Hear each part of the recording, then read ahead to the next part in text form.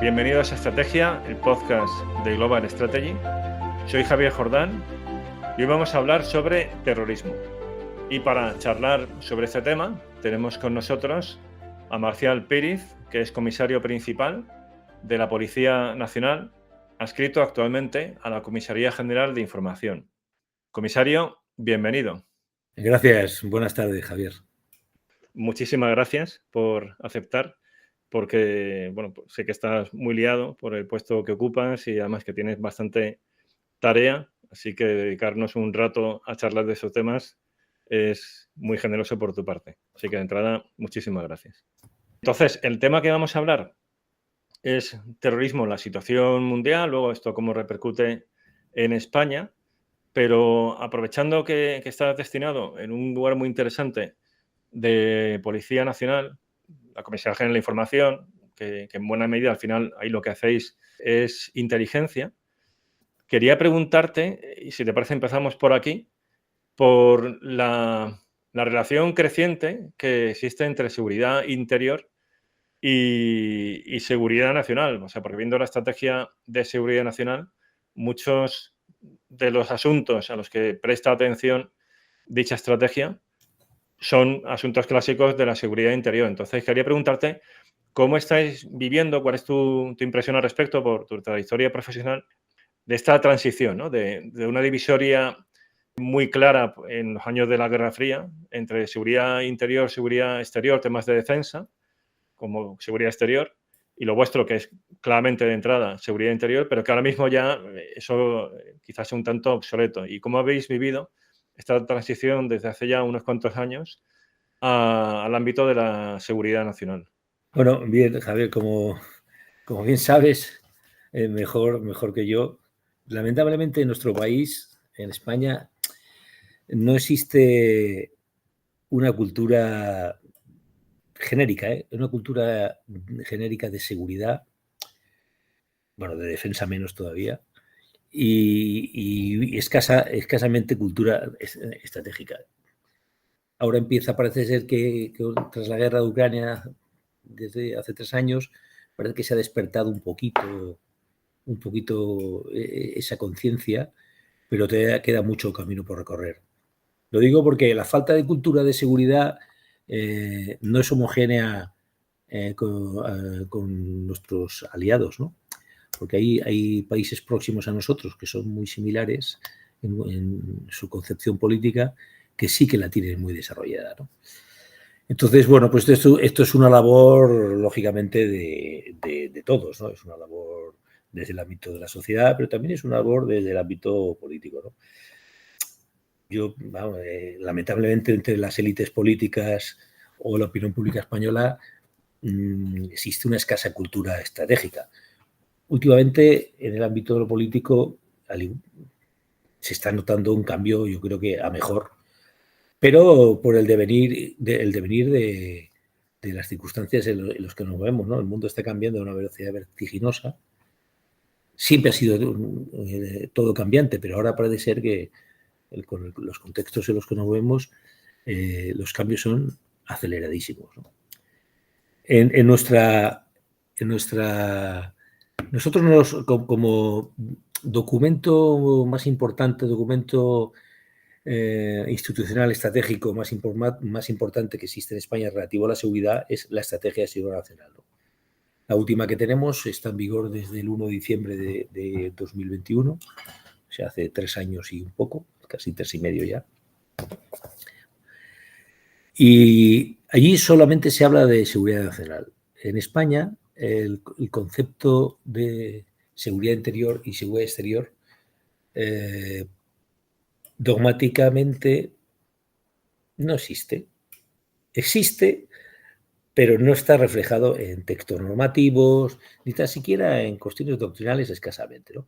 Entonces, sin embargo, es curioso, porque la estrategia creo que tiene 150 y tantas páginas. No, en ningún momento se nombra la seguridad interior o la seguridad exterior. Sin embargo, en la Unión Europea tenemos una estrategia de seguridad interior que es de aplicación para toda la Unión Europea, que es quinquenal, ¿no? Y además que ahora acaba en 2025, se tiene que formular la nueva, ¿no? Es curioso, ¿no? Que en Europa haya una estrategia de seguridad interior y que en España, como comentas, no exista doctrinalmente. Mi pregunta es si existe en la cultura institucional de la policía y luego por tu experiencia con otros cuerpos policiales en España, o sea, Guardia Civil o los autonómicos, si en la cultura institucional sí que existe esa diferencia o si es algo que se va normalizando una mirada, bueno, pues ya más holística, ¿no? A la seguridad y también que trasciende las fronteras de España como tal. Sí, en realidad en la práctica sí que existe, ¿no? Sí que existe, pero en los textos legales y normativos no está recogida como tal, ¿no? En los países de nuestro entorno democrático, que son estados de derechos consolidados y democracias ya, sí, democracias ya con mucha raigambre, hay una delimitación clara de lo que es la seguridad interior y la seguridad exterior, ¿no? Y son servicios diferentes los que se encargan de una u otra cuestión. De momento en España, pues no es así exactamente, ¿no? Entonces, cuando el ámbito de yo que como miembro de la Policía Nacional y estoy adscrito, como has dicho en la presentación, a la Comisaría General de Información, Comisaría General de Información es el servicio de información de la Policía Nacional. No es un servicio de inteligencia, pero sí que realiza múltiples labores de inteligencia y en algunos ámbitos de reconocido prestigio, no solamente nacional, sino internacional. Como de ejemplo, puedo decirte que en el ámbito de la inteligencia antiterrorista de orientación yihadista, pues en los últimos 25 años el 70% de los detenidos los ha hecho la Policía Nacional, ¿no? A través de nuestra organización. Entonces, bueno, el sistema que hay en España es el que hay, pero nosotros nos dedicamos al ámbito de lo que se definiría como la seguridad interior. Es decir, nosotros, aunque tengamos información del exterior, que la tenemos sin duda, nuestro ámbito competencial se circunscribe a la seguridad interior. Y para ello, pues colaboramos con todos los servicios equivalentes que pueda haber en España y en todos los servicios de países de nuestro entorno, incluso de otros continentes, ¿no? Y especialmente, pues nos une más dentro del ámbito de los países donde existen regímenes democráticos establecidos, ¿no? Y esta es la situación en la que hay, nos encontramos, ¿no? Entonces, nosotros, no, insisto, nuestro ámbito, la policía, el ámbito es la seguridad interior. Cuando digo seguridad interior, nosotros utilizamos un concepto más o menos restringido, pues que englobaría de una manera general, pues todas aquellas vulneraciones o procesos de desestabilización del sistema democrático que tienen por objeto la subversión del orden constitucional y del régimen de derechos y libertades fundamentales, básicamente con la intención de alterar la convivencia. Es decir, el concepto de seguridad pública es toda la seguridad y todo, a lo que me he referido sería la seguridad interior, lo que trabajaría el servicio de información de la policía.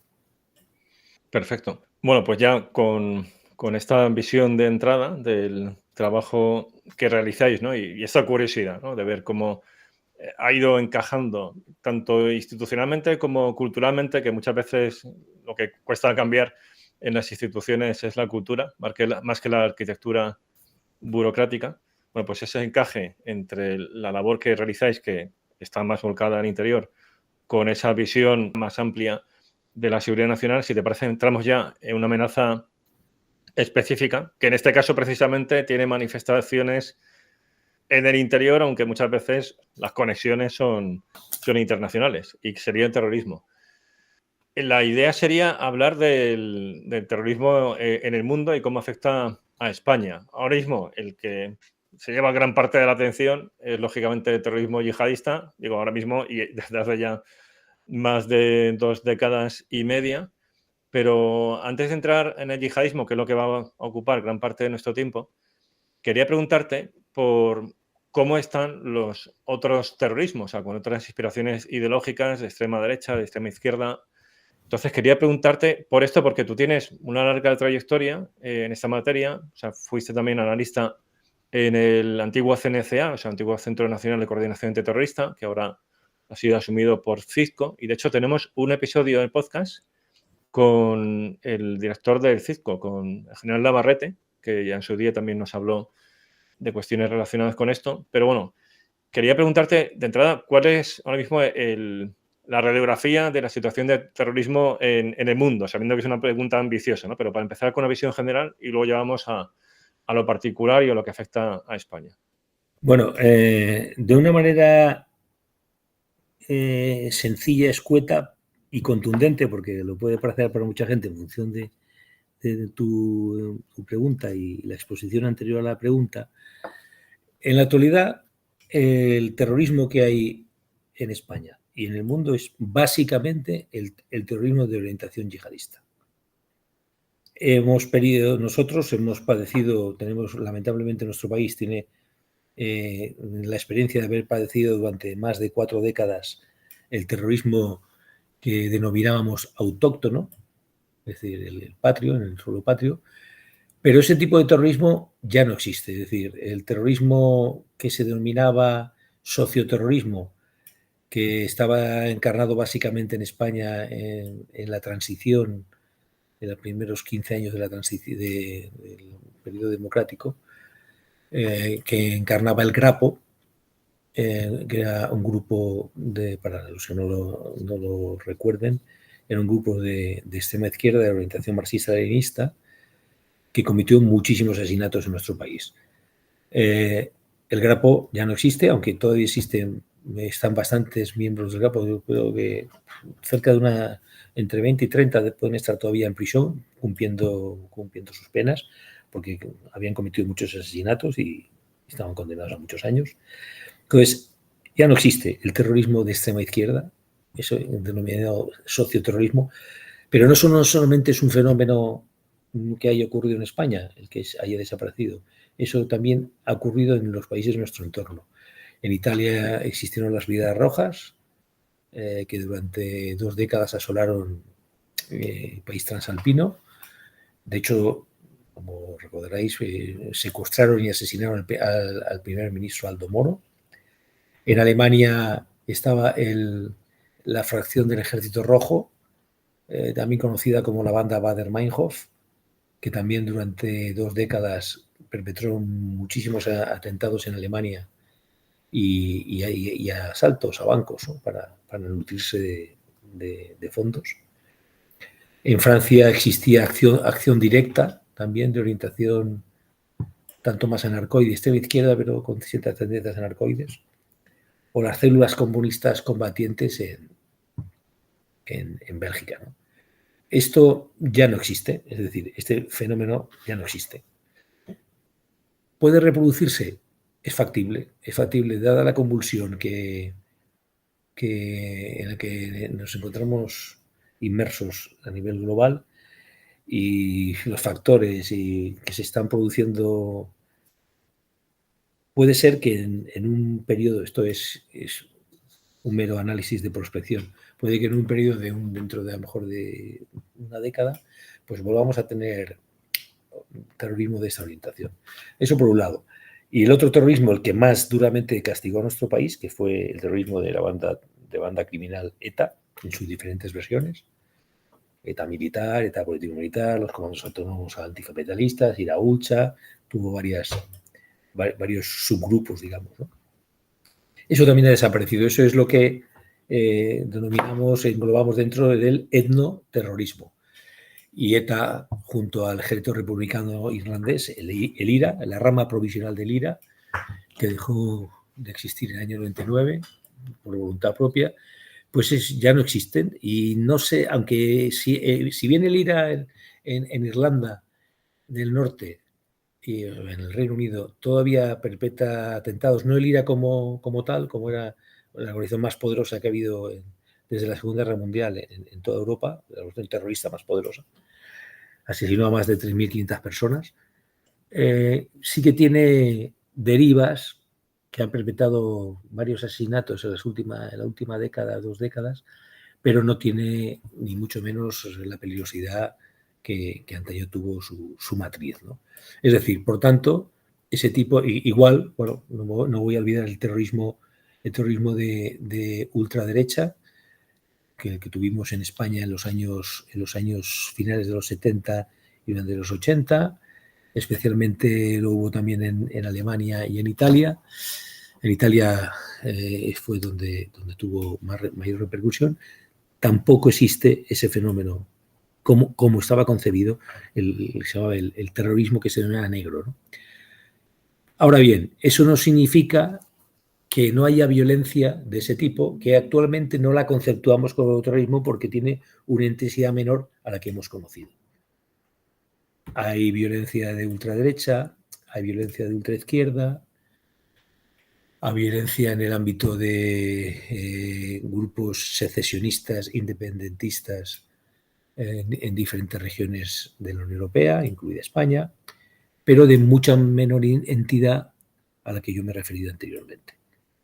Y eso ya no está conceptuado como terrorismo en la actualidad, insisto, mientras no cambien los paradigmas, está conceptuado como radicalización violenta. Por eso, en la estrategia de seguridad nacional a la que me he referido anteriormente, en ella se describen los 16 riesgos y amenazas que afectan a España. Y uno de ellos es terrorismo y radicalización violenta. Eso es interesante porque entiendo que más allá de la diferencia conceptual, entiendo que además hay una razón estratégica en el sentido de no darle más entidad a ese tipo de violencia con el fin de que no se retroalimente el fenómeno, es decir, que ganen notoriedad y que al final algo que era pues un pequeño grupo con acciones de escasa entidad se acabe convirtiendo en un grupo con mayor apoyos y más prestigio dentro de entornos radicales y al final pues se convierta en una amenaza mucho más consistente. No, no exactamente es así, Javier. Si permíteme que discrepe. No solamente pueden amenazarse bienes, como has mencionado, sino también a personas, ¿no? Personas y a colectivos, ¿no? No es que sea una estrategia de no englobarlo como terrorismo, sino que el nivel de las acciones que se perpetran y los resultados de las mismas no se encuentran dentro de ese ámbito.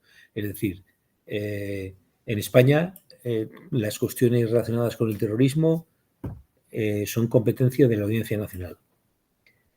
Si se detienen unas personas que se puede interpretar que han cometido actos de terrorismo y la Audiencia Nacional no lo admite porque considera que pueden ser desórdenes públicos, por ejemplo, por tanto, no tiene conceptuación de terrorismo, es decir, no es una estrategia que haya desde el ámbito de la seguridad pública se haya querido implementar, sino que es la realidad a la que nos tenemos que ceñir. Al final, Una cuestión entonces de derecho, o sea, que esté conceptuado como un delito de terrorismo según el Código Penal, sería el criterio. Efectivamente. Efectivamente. Básicamente es así, porque nosotros cuando tenemos separado lo que es la actividad terrorista de lo que es la actividad radical o extremista. Ahora bien, a veces la línea roja que la separa, o no roja, la línea que la separa es extremadamente difusa. A veces una cuestión que tú puedes considerar como radicalización extremista puede estar englobado dentro del terrorismo y viceversa. Cuestiones que a lo mejor se piensan que pueden ser terrorismo, a lo mejor después desde el ámbito judicial penal se conceptúa como radicalización, aunque no es un delito la radicalización. Hay que tener muy en cuenta que hay que dividir dos cuestiones. Una cuestión es la narrativa radical o extremista y otra es la actividad radical o extremista.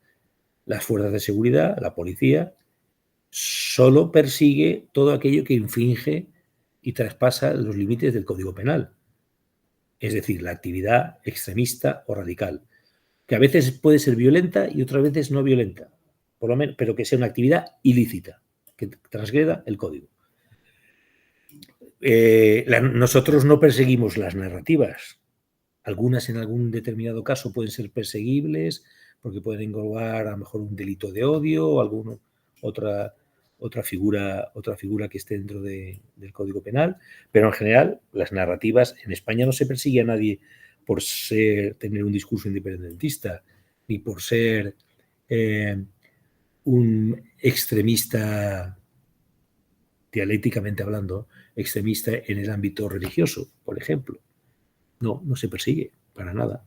Pero si como consecuencia de una narrativa y a través de lo que se denomina el proceso radicalizador se perpetran acciones o actividad que transgreda lo que, como he dicho anteriormente, el Código Penal, eso sí que entra dentro de nuestro ámbito de actuación. Lo que es evidente y clarísimo, es que para combatir un fenómeno delincuencial, en el fondo cualquiera de ellos, pero a los que nos estamos ciñendo ahora, es necesario conocer el fenómeno. Pero antes hay un paso intermedio muy importante que es la comprensión, el entenderlo. Entonces, lógicamente, tienes que conocer la narrativa para que después poder combatir las actividades ilegales. Pero, insisto, las narrativas no son competencia son competencia en cuanto al conocimiento, pero no son perseguibles, salvo que con ellas, insisto, se permite algún tipo de actividad delictiva. Muy bien. Con esta visión ya así de conjunto, ¿no? Donde básicamente la idea es que, o sea, el grueso del terrorismo ahora mismo en el mundo es de inspiración yihadista y también en el caso de España. ¿Cuáles serían las principales tendencias de este terrorismo yihadista, tanto a nivel mundial como luego las reverberaciones que tiene dentro de nuestras fronteras? Bueno, si quieres, voy a hacer una pequeña introducción de lo que es el yihadismo actual. Actualmente, básicamente, el peligro mayor para Occidente y singularmente también para España es lo que denominamos la actividad de los actores solitarios, lo que en medios periodísticos les gusta utilizar lo del lobo solitario, ¿no? Actores solitarios o terroristas autónomos.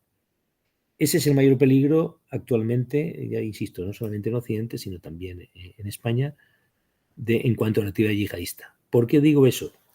Porque en la década anterior, con la eclosión del Daesh, entre 2014 y 2016, cuando el Daesh consigue establecer un califato físico, que es el único que ha habido hasta ahora con cierta solvencia, entre los desiertos de Siria e Irak, el Daesh, además de tener ese califato, intentó darle unos visos y una imagen de Estado, ¿no? Se llegaban a cobrar impuestos, se controlaba la educación, lógicamente de una manera un tanto rudimentaria porque era lo que era, ¿no?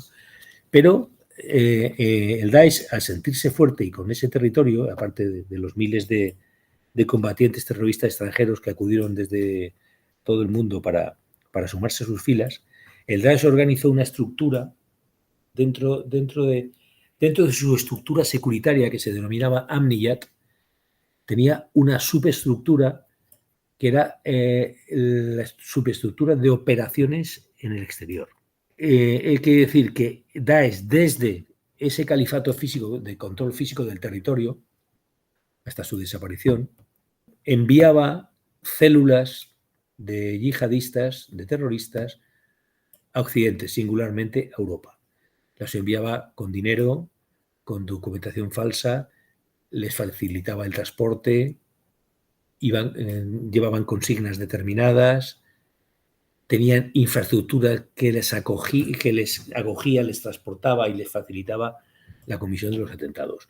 Es decir, esa estructura que se denominaba el Al-Karji, sería algo así como aparato exterior, estructura de operaciones exteriores, existió mientras el Daesh tuvo ese califato físico. En el momento que el califato físicamente desaparece como consecuencia de la actuación de la coalición internacional básicamente por la actuación de los Estados Unidos, hay que ser realista.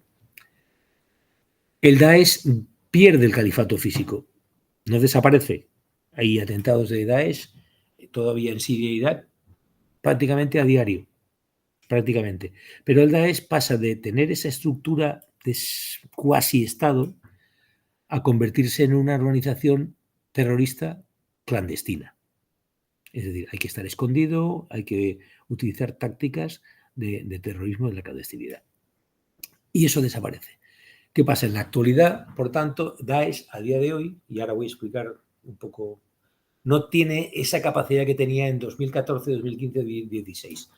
Empezó en el 13-14 hasta el 16, que en Europa perpetró, creo que en torno a 250 muertos en los atentados que perpetró, de los cuales, por suerte, nuestro país se libró. Porque el atentado que hubo en las Ramblas en 2017, en agosto del 17, no estaba dentro de esa concentración, es decir, no era un grupo operativo que había venido desde Oriente Medio encargado directamente. Era un grupo de individuos que, por mimetismo y por autoadoctrinamiento y bajo el paraguas de la doctrina yihadista que implementaba Daesh, perpetró ese atentado en las Ramblas. En la situación actual no tenemos eso, pero sí que empieza a haber, entre comillas, brotes verdes, lamentablemente, o apuntes que indican que se puede estar fraguando una estructura que intente establecer una sistemática de ataques y de atentados en territorio de Occidente. Al-Qaeda, por su parte, de momento no actúa abiertamente en Occidente como organización, insisto, no como actor solitario. Entonces, por un lado tenemos los terroristas autónomos, actor solitario, que son el mayor peligro, la mayor amenaza que tenemos ahora mismo, y que son individuos que están autodoctrinados, que viven de las fuentes del yihadismo, básicamente del ámbito de la organización de Daesh, aunque no estén adscritos estructuralmente y jerárquicamente a la organización, y que operan a través de modus operandi de sencillo, de fácil acceso, con escasa sofisticación, como pueden ser los apuñalamientos, de los que ya hemos visto muchos en los últimos días, o en los atropellos masivos. Y que, claro, lógicamente son cuestiones que hacen muy difícil su prevención. Y eso es lo que les hace realmente peligrosos. No que haya una estructura detrás que te sustente. Realmente lo que sustenta es la ideología, ¿no? En este caso el yihadismo.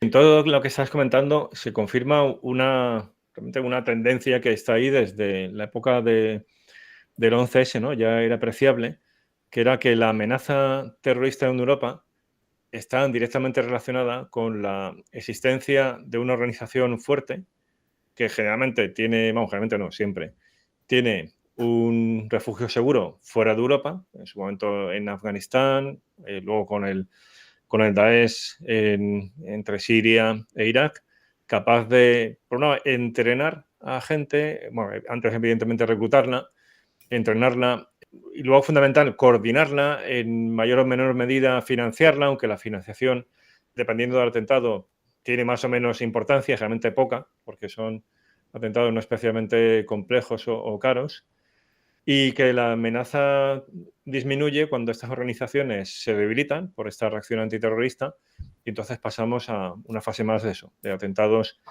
más espontáneos, o bien en solitario o bien en pequeños grupos, que bueno, son efectivos y por desgracia eligen atentar de manera sencilla a través de empollonamientos o de atropellos, ¿no? Claro. Entonces, ahí se confirma esa tendencia. Mi pregunta sería si en el caso del Daesh estamos volviendo de nuevo a uno de estos momentos de mayor fortaleza, porque aunque no controlen un territorio como sí que tuvieron, ¿no? Pues hace apenas 10 años, hay algunas filiales que son bastante activas, ¿no? Y que de hecho ya han llevado a cabo atentados complejos pues en Rusia, en Turquía, en Irán, como es por ejemplo ISK, o sea, el Estado Islámico en en Jorasán y luego el apoyo que se dan además diversas filiales, por ejemplo, la de Somalia, con financiación, también algunas de estas otras provincias. Ahí hay según la literatura, hay un ente dentro del Daesh que ellos denominan la Dirección General de Provincias, que actúa como una especie de órgano de coordinación entre esas diversas filiales regionales del Daesh. Entonces, mi pregunta sería si este proceso tiene entidad real, o sea, o hay también algo de exageración por parte de la propaganda yihadista para dar una impresión de fortaleza organizativa que a lo mejor no se corresponde con la realidad. O sea, más allá del caso, ya digo, de ISK, que ha demostrado con hechos que sí que tiene capacidad de organizar atentados complejos, ¿no? Entonces, quería preguntarte si empieza a notarse a este respecto un nuevo proceso de refortalecimiento del Daesh. Bueno, vamos a ver. El Daesh, como antes hemos comentado, tuvo su núcleo central y, de hecho, en teoría, su núcleo central estaría entre la provincia de Anbar y en Irak y las provincias de Deir el-Zor en el desierto sirio, ¿no? Pero cuando decae el califato físico, como he dicho anteriormente, también pierde fuerza la organización. Entonces, actualmente es una organización descentralizada, pero que quiere dar más imagen de centralización de lo que realmente es. Entonces, por ejemplo, tú has nombrado a la oficina de direcciones. Uno de los ejemplos es que por primera vez desde que existe Daesh, su líder no es de etnia árabe, es un somalí y de raza negra. Un somalí de la región de Puntlandia, que es donde ahora tienen una oficina, no tienen un alto nivel operativo, más bien escaso a día de hoy, pero sí que tienen una oficina de recaudación, entre comillas, es decir, una oficina para autofinanciarse, y autofinanciarse no solamente a Somalia, a la región de Puntlandia, sino para financiar al resto de los entes descentralizados. En la actualidad de los dos, ya sabes que, bueno, hay el Daesh en concreto, después hablaremos un poco de Al-Qaeda, pero nos centramos en base a tu pregunta en Daesh, tiene dos focos principales de actuación. Uno más próximo a nosotros, que sería en África y sobre todo en Sahel, y uno más lejano, que es a día de hoy el más peligroso y el que apunta a que ya empieza lo está intentando desarrollar operaciones en el exterior, como venía un poquito en sustitución de esta estructura que antes mencioné de el-Karji, ¿no? De la década anterior. Y ese peligro viene de lo que el Daesh denomina el ISKP, ¿no? Es sus siglas en inglés, ¿no? Que es el Estado Islámico en la provincia de Jorasán. En español se escribe con J. Todavía veo muchos periódicos y digitales que lo escriben con K y con H intercalada. Eso es en inglés. Pero en español se escribe Jorasán con J y con acento en la A. Bueno, esto es una mera anécdota.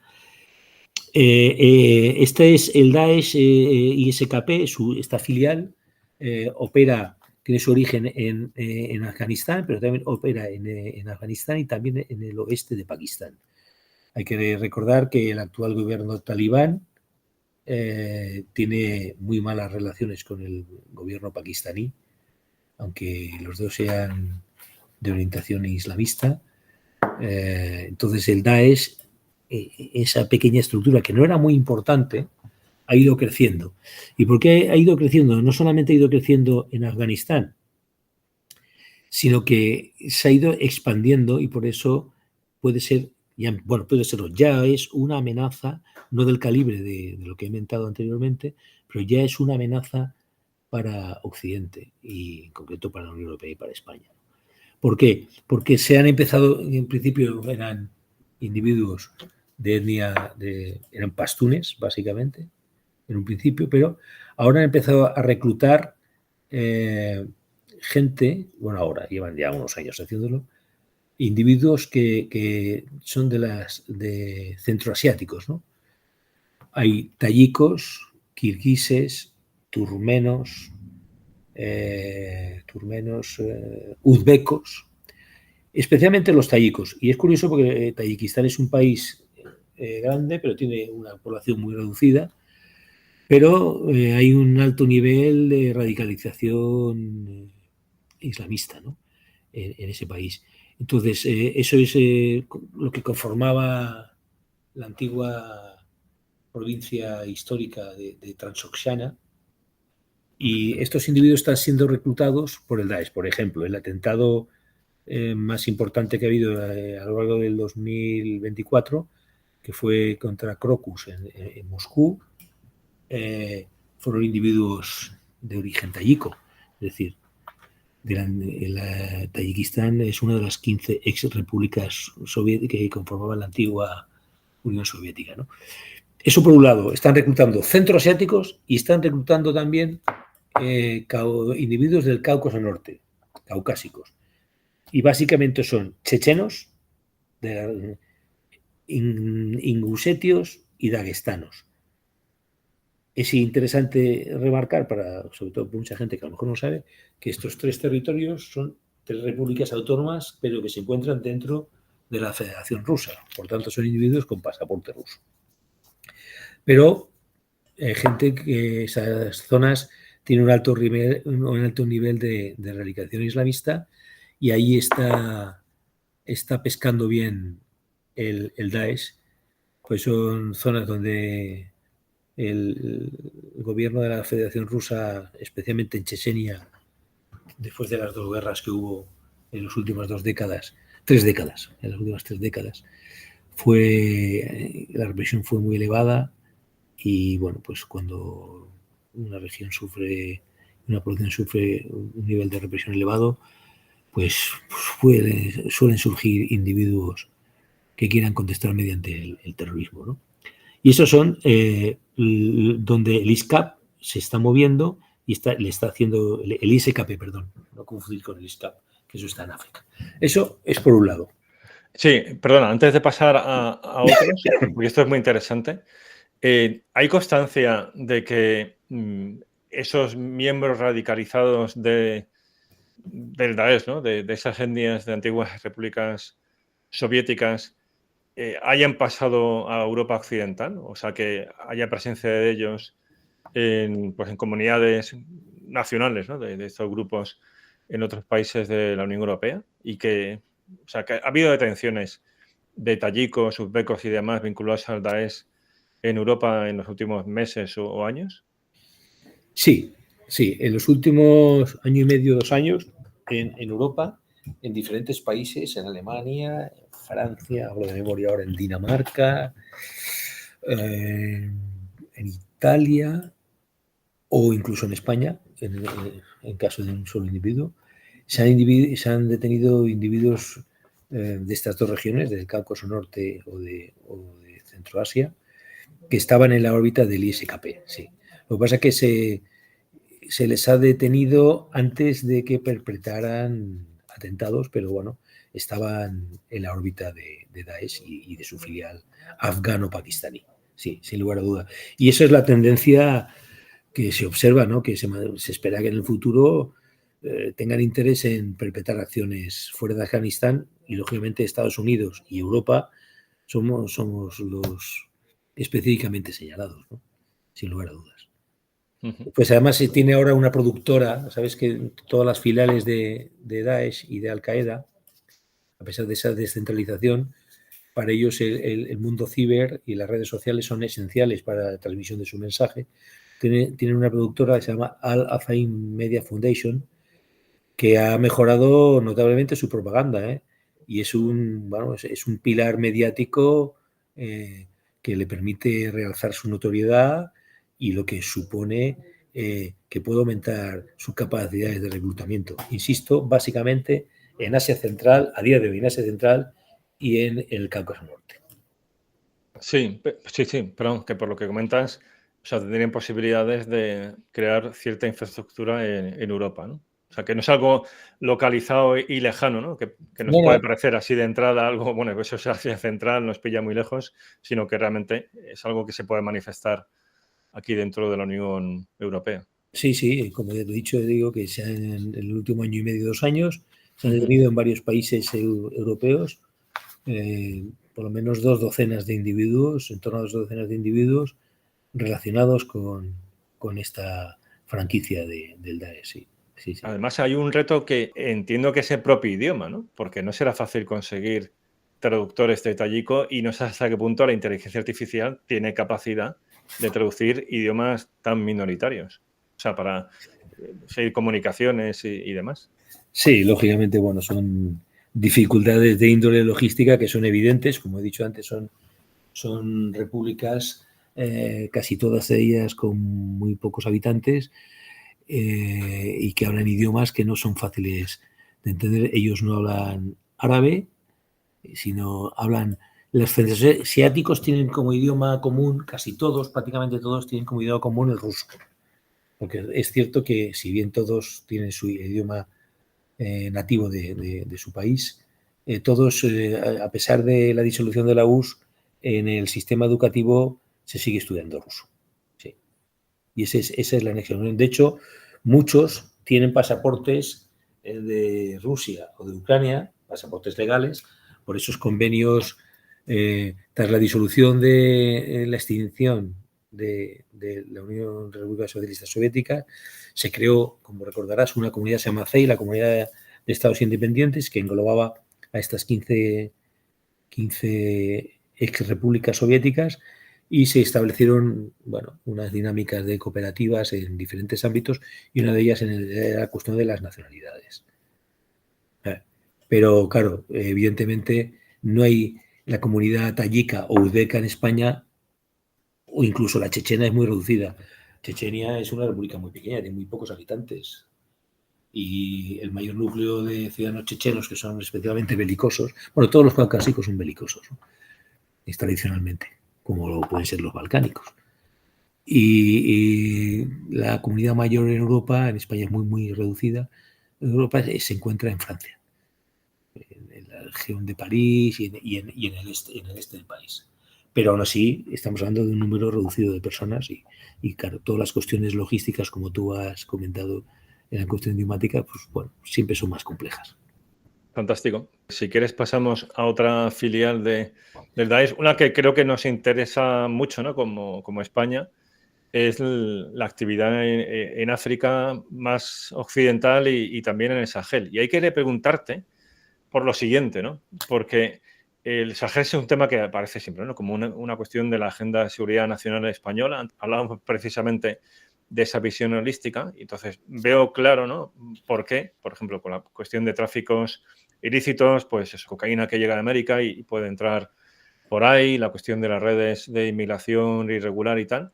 Luego hay actividades de grupos yihadistas, pero mi pregunta es, ¿realmente hay conexiones entre la actividad yihadista en España, o sea, de grupos más o menos grandes que operan en España, bien logísticamente o bien con intención de atentar, y esas organizaciones yihadistas? ¿O están muy localizados en aquella región y apenas tiene presencia real y supone una amenaza evidente, ¿no? Desde el punto de vista terrorista para España?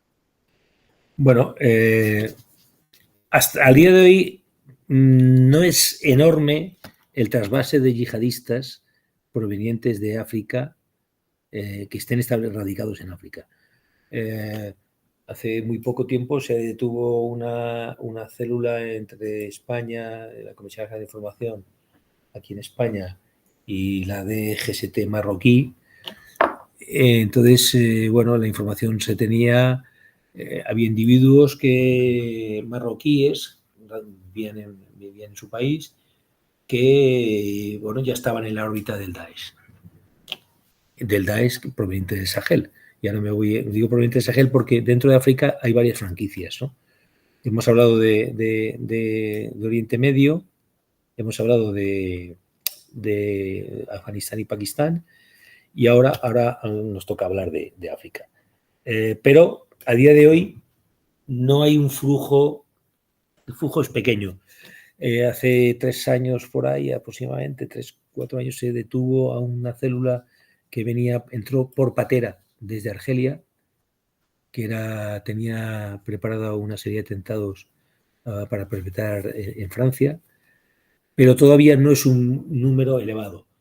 Pero la proyección, que es lo realmente peligroso, la proyección que se puede hacer es que, dada la situación tan convulsa en que se encuentra África, empezando por la franja sahel o sahariana, donde tras la marcha o retirada de las tropas internacionales, singularmente o básicamente eran francesas, de esa región, ha dejado un vacío, ya había un vacío de poder. Los estados no cubrían, porque son estados extremadamente grandes en extensión, no tenían capacidades securitarias para controlar su propio territorio, pero con la marcha de las tropas europeas, básicamente, insisto, francesas, pues se ha disparado, en los últimos 2 años se ha disparado notablemente, ha aumentado, bueno, no exponencialmente, pero sí muy elevada,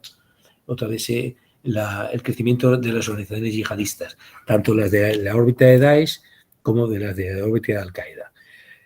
Como estábamos con Daesh, voy a seguir con Daesh, pero ahí tiene varias franquicias. Tiene la Wilaya Sahel, también es conocida como el Estado Islámico en el Gran Sáhara, que opera básicamente en la región de Tillaberi, en Níger, en la región de las 3 fronteras. Hay una zona que se llama la región de Liptako-Gurma o de las 3 fronteras, que es donde convergen Mali, Níger y Burkina Faso. Y ahí es donde Daesh tiene su fuerza, ¿no? Tiene a su vez varias pequeñas wilayas, desde Menaka hasta el desierto de Arbinda, hasta el bosque de Arbinda, ya en Burkina, ¿no? Menaka está en el sur de Mali, en el sureste de Mali, pero su centro neurálgico normalmente está en la región de Tillaberi, que es en el oeste de Níger. Ahí es donde el Daesh es poderoso, pero hago un pequeño inciso y me salto porque en la región del Sahel la todopoderosa organización no es Daesh, es Al-Qaeda a través de su filial, el Jenim, ¿no? El Jenim es el acrónimo en árabe de Grupo de Apoyo del Islam y de los Musulmanes, ¿no? Es una amalgama de varios grupos que se creó hace unos años, generado en un principio por Al-Qaeda en el Magreb islámico, que operaba en Argelia. Después esto se creó en el norte de Mali. Hoy ese grupo está dirigido por un maliense de origen tuareg, de Iyad Aghali, de la tribu aristocrática de los Ifogas, en el noreste del país, de Mali. Y es la organización que tiene más adeptos y más integrantes, y además está creciendo mucho, se está extendiendo hacia el sur.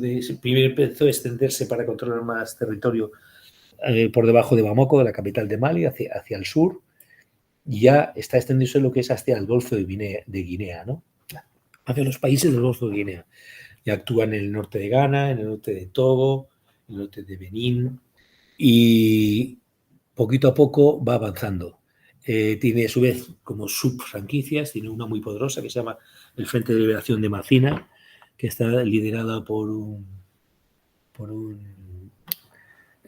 predicador, Amadou Koufa, que se le ha dado muerto por varias veces, pero estamos hablando de una organización que puede tener varios miles, a lo mejor 2 decenas o 3 decenas de miles de integrantes. No estamos hablando de un grupo pequeño.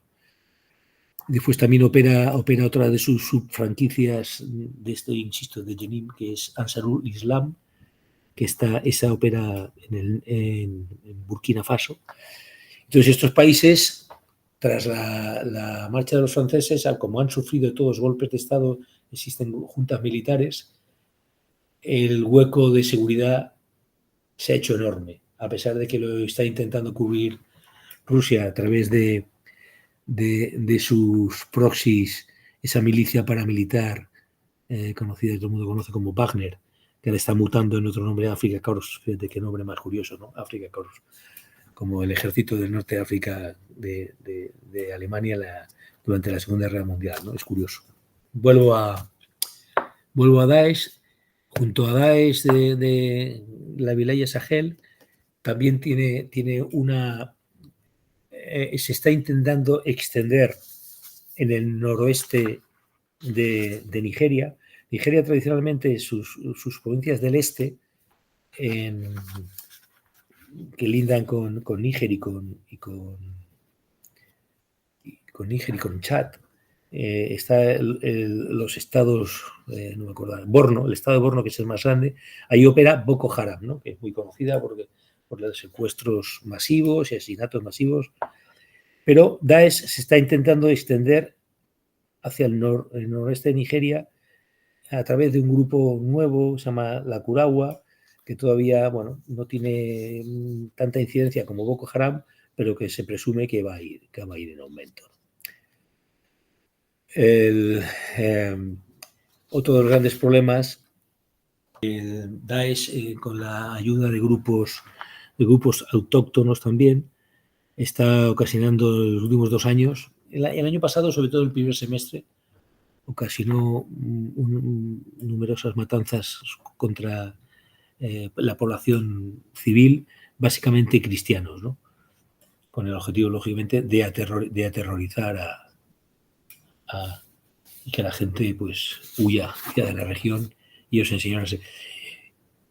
Curiosamente, en ese país, la República Democrática del Congo, el Daesh actúa en la zona de los estados de Kivu Norte y de Ituri, que es donde actúan las fuerzas democráticas aliadas, que es una especie de submilicia, podríamos llamar, afiliada a Daesh, que actúa con enorme violencia.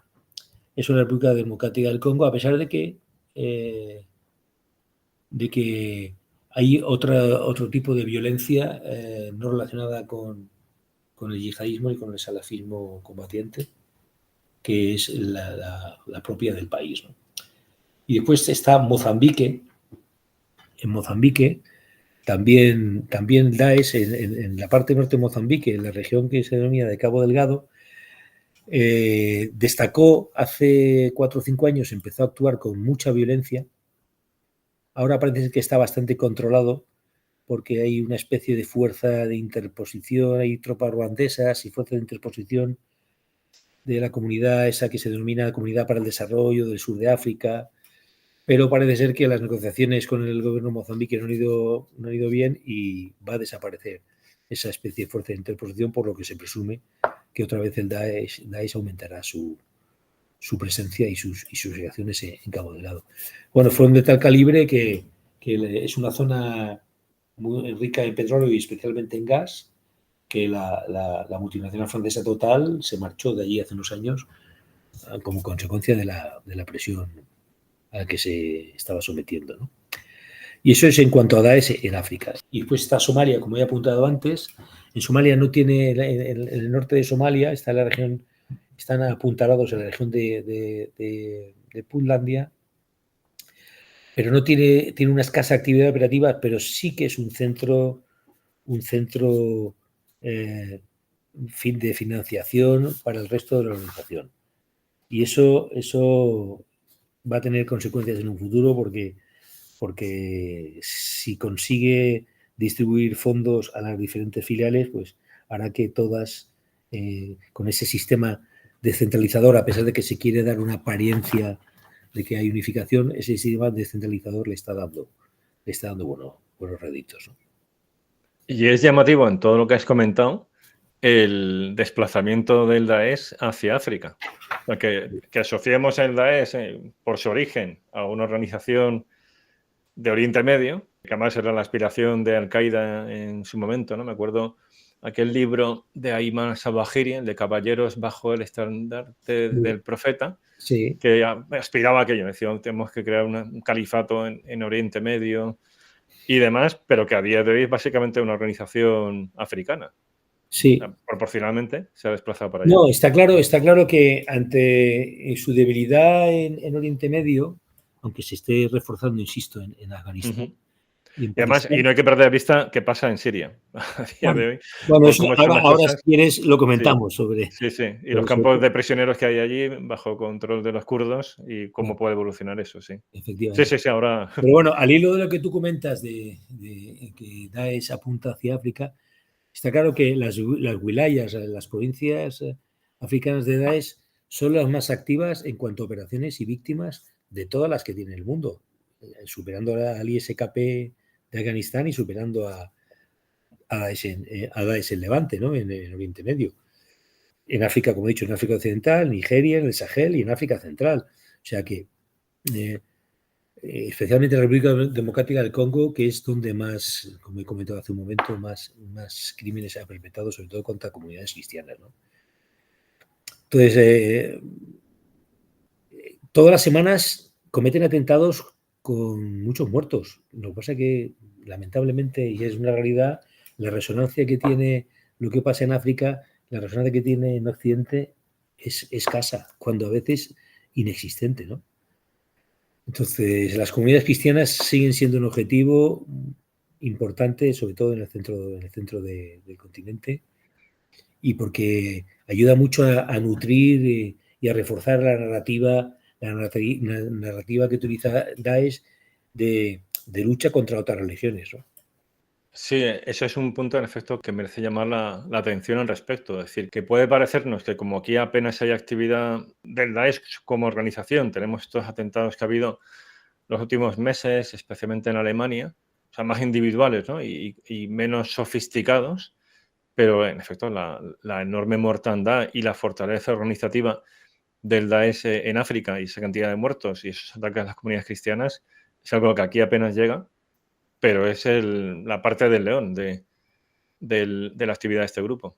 Sí, por eso te decía antes que lo comenté, puede ser una táctica preconcebida, dado que todos los líderes de Daesh desde al-Baghdadi han sido, entre comillas, con este eufemismo de neutralizados, básicamente por la coalición internacional en la zona de Siria y Levante, pues tiene un poco de sentido estratégico el que ahora se haya nombrado a un individuo de etnia no árabe por primera vez, que sea un africano y de raza negra, y que venga de una wilaya africana quien sea el líder del Daesh, por dar esa imagen Ujú, de cohesión de que estamos en todas partes.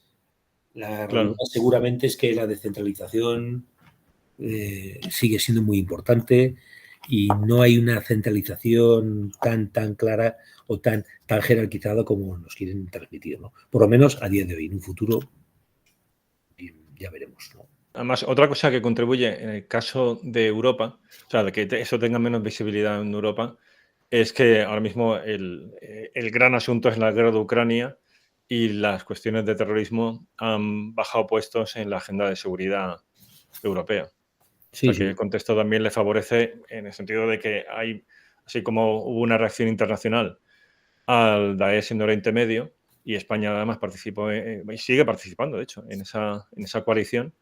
Ahora mismo el ancho de banda está en buena medida ocupado por las amenazas más clásicas de Rusia, ¿no? Y de la guerra convencional, o sea que hemos vuelto ahí a otros tiempos. bueno, sí, la verdad es que las capacidades de Daesh o de Al-Qaeda de atacar en Europa con células enviadas desde sus países donde están radicados son escasas. Un poco han aumentado las referentes al ISKP, pero el resto son escasas. Por eso insisto en que lo realmente importante, que es lo que se refuerza a través de redes sociales y de ese poderío mediático propagandístico que está demostrando, es propugnar mucho la yihad individual, ¿no? De Sí, que hecho, es su principal herramienta estratégica ahora mismo. claro, Es claro, el discurso a través de Internet y lo que puedan a su vez coordinar en Internet, en espacios más encriptados y que puedan en esa medida no solamente inspirar, sino además comunicar y captar a alguno de ellos para que atente en su nombre es su principal baza en estos momentos. claro, mira, el año pasado, en el 2024, se contabilizaron, me parece que fueron 10 atentados o ataques en Occidente. Todos fueron realizados por terroristas autónomos, autores individuales, ¿no? Entonces, ese es el sistema y el que va a persistir, ¿no? Con los medios que dijimos antes de fácil adquisición. Y básicamente todos se circunscriben a... Los objetivos siguen siendo los mismos. Muchedumbres, masas y intereses judíos, israelíes, estadounidenses y franceses. Son los grandes... Cualquier país occidental puede ser objeto, y sus ciudadanos pueden ser objeto de la violencia. Pero estos 4 que he citado son a los que apunta, no lo digo yo, sino que lo dicen ellos a través de sus comunicados y de sus productoras mediáticas, ¿no? Eso es así. De hecho, ha mejorado mucho la producción, ¿no? Hay en múltiples idiomas, hay un canal en español, por ejemplo. Ahora estoy hablando del entorno de Daesh en concreto, ¿no? El Daesh lo que pretende pues, es ese modelo de adhesión, ese juramento desestructurado que hace un individuo de pertenecer al Daesh, pero que se basa en la ideología de Daesh sin estar estructuralmente organizado. Eso es lo que va a persistir, por lo menos en los próximos años, ¿no? Salvo que haya un cambio muy, muy, muy notable. Y ese es un perfil. Y otro perfil que se está observando, que es importante, es que los menores de edad, cada vez hay más menores de edad. Y eso sí que resulta preocupante, ¿no? Sí que resulta preocupante. Eso, en efecto, es un cambio de tendencia, porque eso no se daba. La actividad yihadista en España, incluso en los años previos a los atentados del 11 de marzo de 2004 y en los años posteriores tampoco había, casi diría apenas, presencia de menores. Era gente joven, pero no eran menores. Efectivamente, Javier. Mira, en el último año se han dado en Occidente, de los 10 ataques que he comentado antes, 4 los realizados menores. Pero curiosamente, en los 6 años anteriores, ninguno de los atentados lo había perpetrado ningún menor. Entonces, se observa un cambio importante. Menores y jóvenes de lo que denominamos generación Z. Entonces, eso parece que va... Es un perfil que va en progresión, ¿eh? Es lo que estamos constatando y además es lo que pensamos que va a ir por ahí. Lo cual quiere decir que después, desde la pandemia, pues ha habido unos cambios psicosociales importantes en la gente joven, la juventud, que está haciendo percibir el yihadismo de una manera diferente a la que se podía percibir hace una década. Sí, eso es una realidad. Sí, porque la realidad es que estos menores en general denotan una mayor predisposición a ser violentos que los menores de hace una década. Pues si eso lo extrapolas a lo que tú has mentado de los campos que hay, por ejemplo, de Al-Roj o Al-Hol en la región esta semiautónoma de Rojava, ¿no? Del Kurdistán sirio, en el noroeste de Siria. Estamos hablando en Al-Hol, creo que hay 60 o 70.000 personas, básicamente mujeres y niños. Pues piensan esos menores que viven en un mundo de auténtica ideologización y radicalización, ¿eh?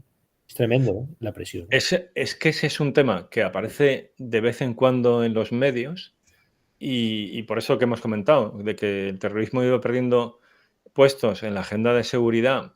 Bueno, pues aparece y desaparece, pero podría ser una bomba de relojería, porque es que es muchísima gente, en efecto, lo que tú dices, que es gente sometida a adoctrinamiento porque es un entorno de enorme control social. Hay documentales muy buenos sobre ese tema.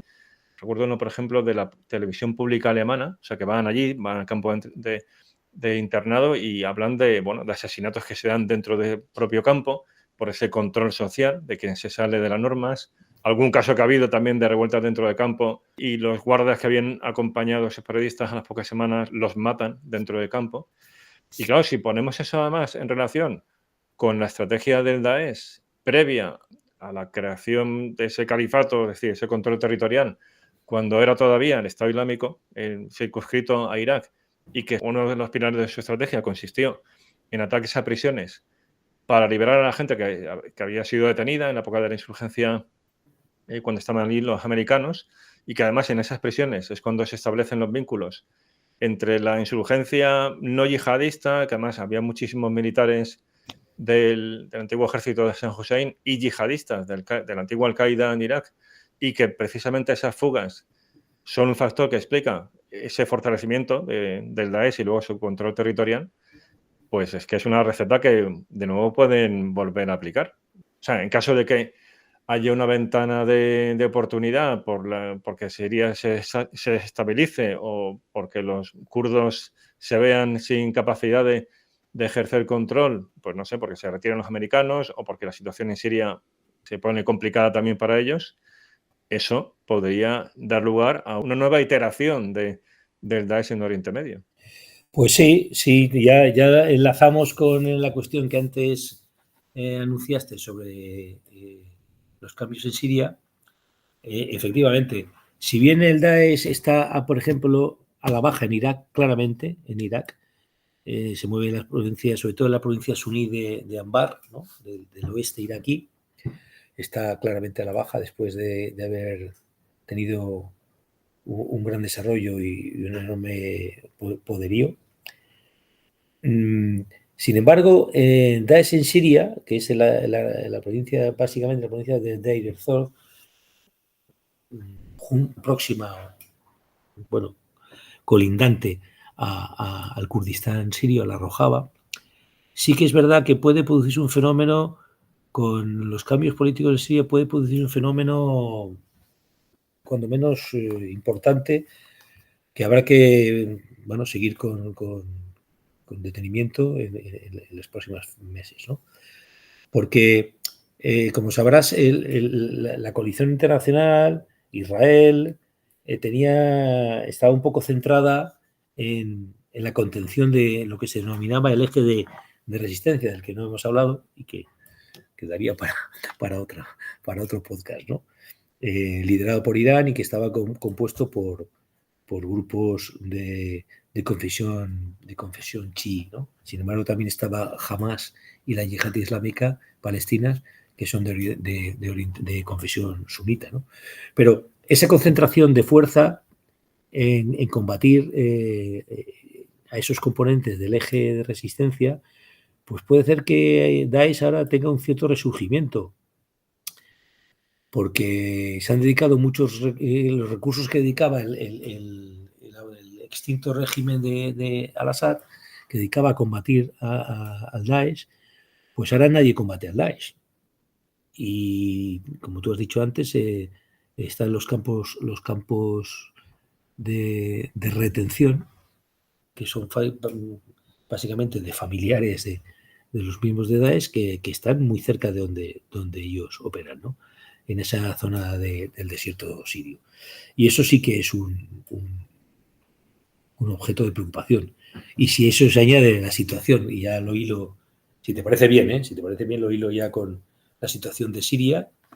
Sí, por supuesto. Tras la caída de Assad fue meteórica, ¿no? Fue en 10, 11 días, se vino abajo un régimen de 5 décadas, ¿no? Bueno, un régimen casi era una monarquía republicana, porque primero lo empezó el padre y después lo continuó el hijo, que era oftalmólogo, ¿sabes? Que era oftalmólogo y que no estaba predispuesto ni dedicado en teoría a ser político.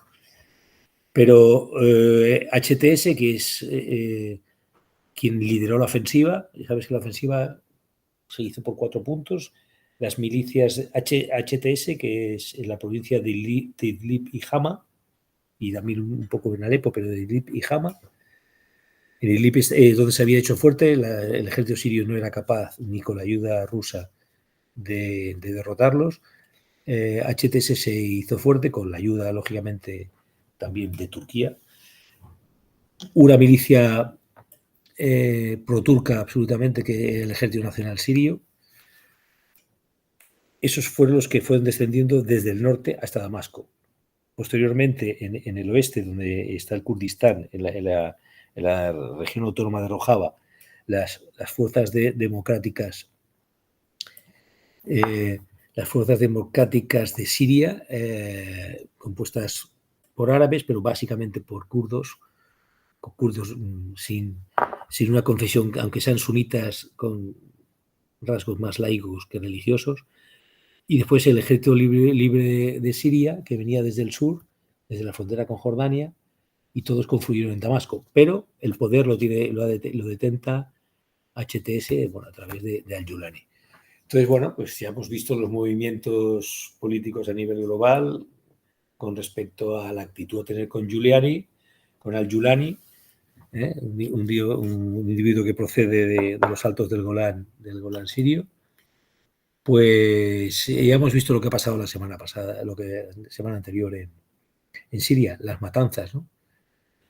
Y las matanzas de civiles, parece ser, todavía hay que concretarlo exactamente, pero han sido obra de milicias, entre comillas, siempre entre comillas, descontroladas del entorno de HTS, ¿no? Que no olvidemos que HTS proviene del extinto Al-Nusra, que era la filial de Al-Qaeda para Siria.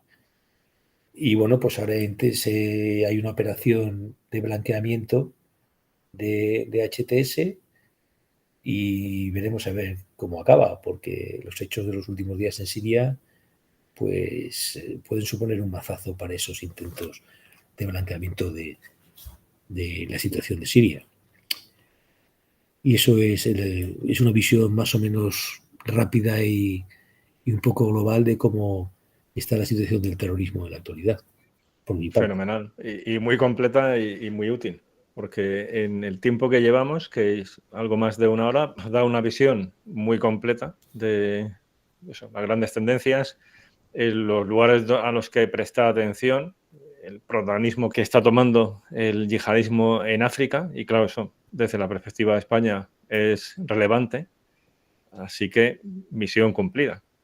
A ver, es que esas cosas hay que ponerlas en valor, porque no es fácil hacer una síntesis como nos acabas de exponer. Al final son muchísimas lecturas, más luego por el trabajo que desempeñáis allí, pues también de cooperación internacional, de vuestras propias fuentes y demás, pues hacer una síntesis tan completa de cuál es la situación actual, ¿no? Y de qué es el grano y qué es la paja, en la cantidad de información que hay sobre estas cuestiones también en medios.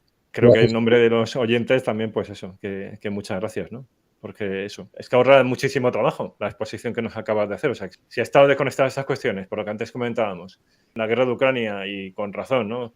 Ocupa nuestra atención desde el punto de vista de seguridad.